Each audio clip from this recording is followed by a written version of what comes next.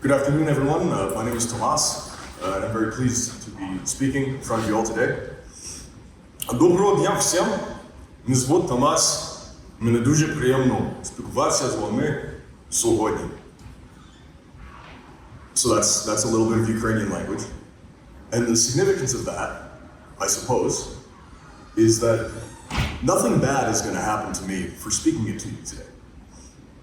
The same could not be said for the participants, the subjects of this research.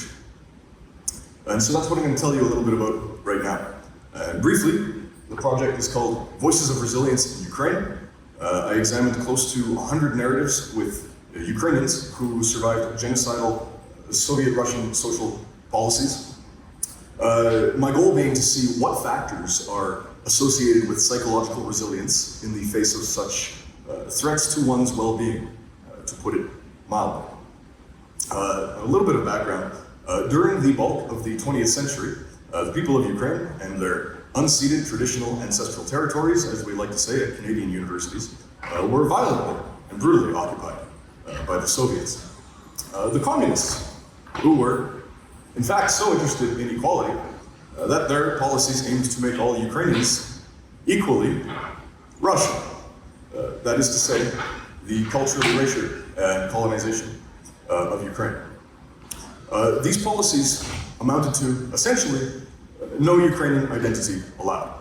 And by the way, this goal of Ukrainian cultural erasure is much like what modern day Russia has in mind. That hasn't gone away. But anyways, the punishment for identifying publicly as Ukrainian under Stalin was concentration camps, otherwise known as GULAG.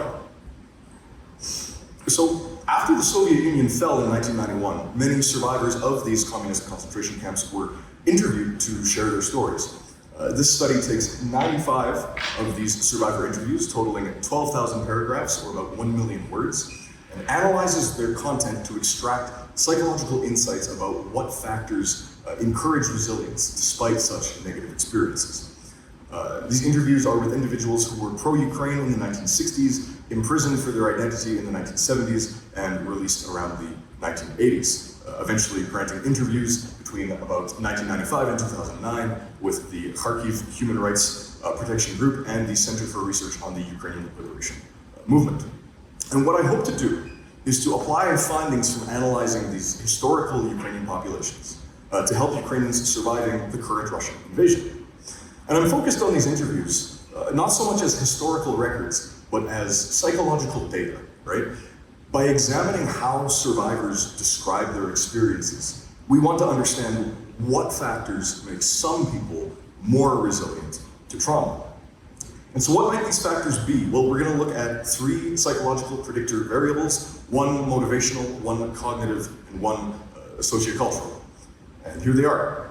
So our first predictor is motivational. It's called motive imagery. This refers to linguistic content that reflects personal motives. There are 3 universal personal motives. We all have these to some extent. They are achievement motive, that's accomplishing goals, affiliation motive, that's forming positive relationships, and power motive, which is having impact or influence on others. And motives are important because they shape how individuals respond to adversity. And so that's why we're looking at it.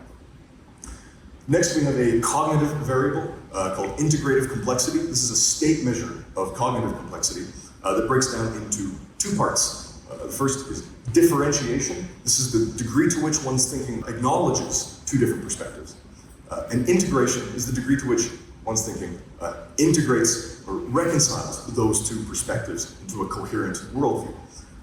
And integrated complexity is important because it's been found in the past to be a key predictor of psychological adaptation in extreme environments. And so that's why we're looking at it. And finally, our social variables, which are identity and cultural identity. Identity is language expressing personal identification, right? How identified are you as a person? And cultural identity is all of that plus references to tradition, heritage, ethnicity, homeland, etc. And these are relevant because, of course, these are what's under attack. So those are our predictor variables. How about some outcome variables, our resilience outcomes? These are super straightforward. Low stress, high well-being. So low language relating to stress, high language relating to well-being. This is how we're operationalizing resilience for the present study. And in the interest of keeping it brief, I'll just say, these are very nicely validated dictionaries, and you would actually be surprised how accurate and effective this sort of linguistic analysis approach can be. So those are all our variables, and so what we want to know about them is three things, right? So the first is, are particular motives more or less associated with resilience in Ukrainian survivors? The second is integrative complexity related to resilience? And the third is cultural identity related to resilience. So what are our hypotheses about how these predictor variables relate to our outcomes? Well, here they are. The first is that motives will differentially support resilience in Ukrainian survivors, right? We will observe differences, meaningful differences, in how each motive relates to our resilience outcomes. Number two is that integrative complexity will be positively associated with survivor resilience. And number three is that cultural identity will be positively associated as well. So how did we test these hypotheses? We used a quantitative form of thematic content analysis, right? We analyzed the content of the interviews for the themes. So what that means is we used programs with these specialized dictionaries to quantify in text how our resilience predictors were associated with our resilience outcomes. So we scored in these programs and we ran correlations in R. Now how about some results? So for simplicity, aka to avoid bombarding y'all with too many graphs, I'll only be reporting the significant results with a few small exceptions. There is a QR code at the end linking to the full paper if you want to read all of the results, but without further ado, what we want to know is, how do these resilience predictors relate to these two resilience outcomes? So, do motives predict resilience in Ukrainian survivors? Well, as it turned out, achievement motive was positively associated with resilience. And as a reminder, achievement motive is the drive to accomplish goals and maintain standards, right? So we see it positively correlated with well-being and negatively correlating with stress. And before I move on, just visually, to make it clear, this is a good representation of what we think resilience looks like, the way we're measuring it and conceptualizing it. We see high well-being on the left and low stress on the right. And now this on the left, the high well-being, this is probably one of the most important findings of the study, or at least one of the most significant ones, is this association between achievement motive and the well-being facet of resilience. Now on to affiliation motive, which, as a reminder, is about forming positive relationships. Affiliation motive was not strongly associated with our resilience outcomes. It did not correlate significantly with higher well-being or lower stress. And that's kind of interesting, right? Because you might figure social ties would get you through a difficult experience like a prison camp, but we didn't find an effect there. On to power motive, which, as a reminder, is all about having control and influence. Power motive, on the other hand, was negatively associated with resilience, specifically positively associated with higher stress, right? So that's not good for resilience. And perhaps it comes as no surprise that orientation toward having control and influence doesn't bode well for the psychological flourishing of political prisoners. But that's it for our three motives. So again, the strongest relationship there seems to be achievement motive, that orientation towards a future goal. So our second question, how about integrative complexity? Do we see a relationship between integrative complexity and survivor resilience? What we found was this small, non-significant correlation between integrative complexity and well-being. But the thing is, so at the trend level, we see maybe a little bit of a relationship poking its head out, right? Is there a real effect there, or is this just chance, right? The thing is that this direction of relationship, particularly if it were significant, that tends to be what is reflected in the survivor literature, right? So I'm not interested in totally discounting this because it doesn't meet a significance threshold. This is really a more research is needed moment. Is there a real effect there, or are we measuring noise? Finally, cultural identity. Do we see a role played in Ukrainian resilience of cultural identity? So here's the thing. Identity alone, that personal identification, which is going to be here in light green, right? regular identity strength, personal identity strength, was not associated with resilience. What it showed was this non-significant association here. But watch what happens when we factor in the cultural and ethnic identity stuff into the mix. It's going to be in dark green. Okay, I'm going to replay that one more time. So there's regular identity, now here's cultural identity. And so what we see is that the relationship actually becomes stronger and enters statistically significant territory. And so what we think this could highlight, or at least what this would be consistent with, is an enhanced protective effect of cultural identity on stress, at least in a survival context like GULAG. So what can we conclude from all of this?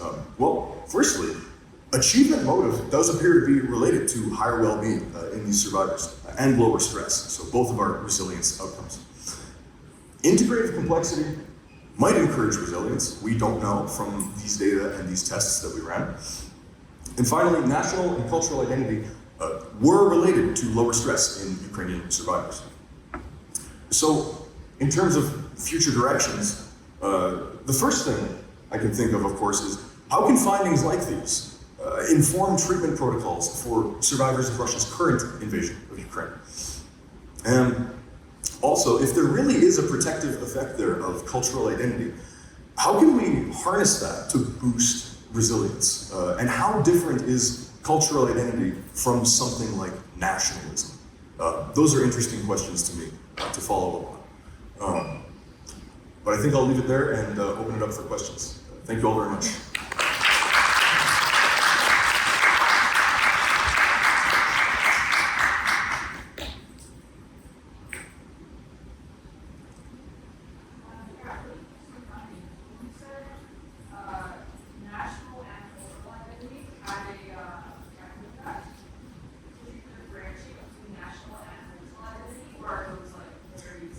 No, those were, that was one lump, yeah.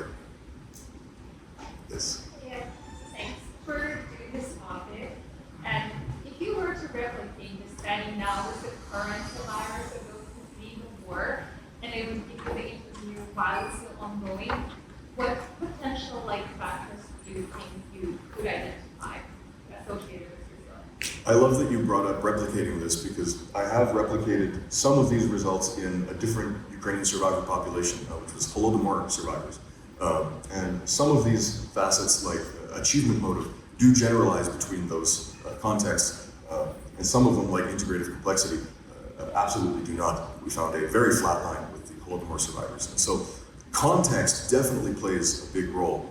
In that example, famine and prison camps, they're both similar because they're systemic traumas, but they're, of course, it's very different to be starved than to be put in a prison camp. So I don't have any good, what would you say, educated guesses about what the differences would be in the current population, but you best believe that is the next step, is to see if findings like these keep repeating themselves, keep replicating across different Ukrainian survivor populations and different survivor populations in general, because a lot of this work on sort of cultural identity, a lot of the background has been done, for instance, in indigenous populations. In Canada, we find that same protective effect. So, yeah.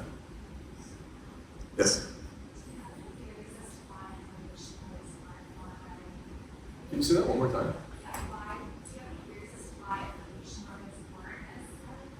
Right, because like I mentioned, you might think there ought to be a relationship there. It could be that in a prison camp scenario, social ties just don't help you as much as you think they would. Suppose it could be how we're measuring it, but we're measuring it the same as many past studies that measured it, so it's probably not that. It's quite puzzling, and that's another thing that did come up with the comparison from the GULAG survivors to Holodomor survivors.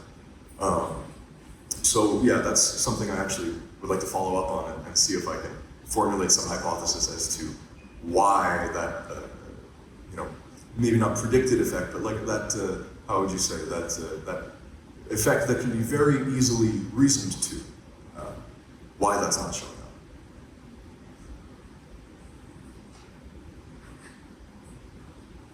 Okay, I think I am at time, and so thank you all.